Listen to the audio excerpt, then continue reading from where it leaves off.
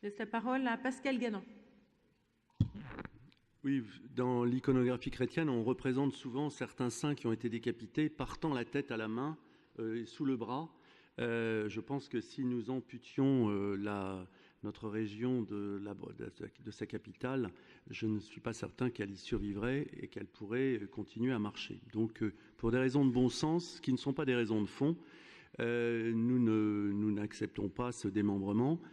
Néanmoins, nous rappelons quand même que les départements français ont été découpés, cas unique dans l'histoire de l'Europe, d'une manière totalement constructiviste et aberrante, puisqu'on a détruit des solidarités, des géographies et même des cultures qu'on a fragmentées en faisant de certains départements des aberrations. La Loire-Atlantique en est un cas, puisque à l'est, c'est l'Anjou, et à l'ouest, et dont Nantes, c'est la Bretagne. Il en est de même de la Sarthe. On pourrait, dans notre région, les départements sont très mal découpés. Mais on ne peut pas revenir là-dessus, c'est un fait. Et je sais que M. Clergeau, lui, a une autre vision, c'est une vision eurofédéraliste de faire un grand ouest. Et il voit très certainement dans cela une première étape. Et voilà. Donc, constituer de grandes régions qui pourraient se déconcentrer de l'État national et se rattacher financièrement, comme c'est déjà le cas malheureusement de notre région en fin de mandat, puisque 400 millions d'euros venant de l'Europe serviront à financer notre région. Donc nous sommes opposés, c'est encore une autre raison pour nous. Et enfin, je rappellerai sur le référendum.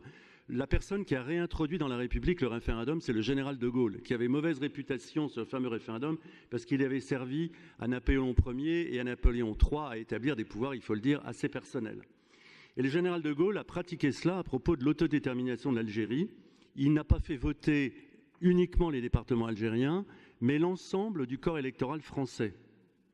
C'est-à-dire que dans notre région, si on se fie à cela, cette espèce de jurisprudence, pour Notre-Dame-des-Landes, il eût fallu faire voter les 5 départements, Madame Morancet, et vous qui vous réclamez d'un vote global de la région concernant la Loire-Atlantique, eh bien vous êtes en contradiction à ce que vous aviez fait malheureusement concernant Notre-Dame-des-Landes.